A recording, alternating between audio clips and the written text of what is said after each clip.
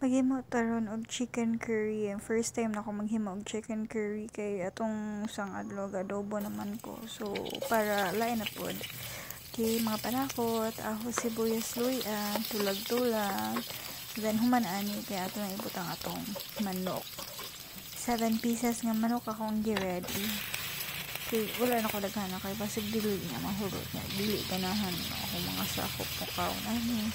Then hot water akong gi pakuan ani butang tubig kay wala ra ganahan ako parang bukal dayon. Then next is carrots, patatas, atsa, then kato ni siyang halang kuan something, then paminta, asin, di ba itong chicken curry powder gikan pa ni sa Changi, fresh from the Changi ni siya pagpalit sa akong mother. Itong patis ulahi, go sis, kaya mo yan.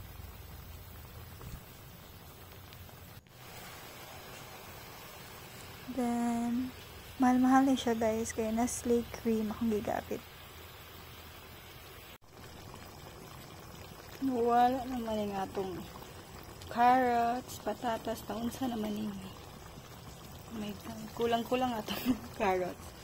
Pero di ba pretty na siya. Oh.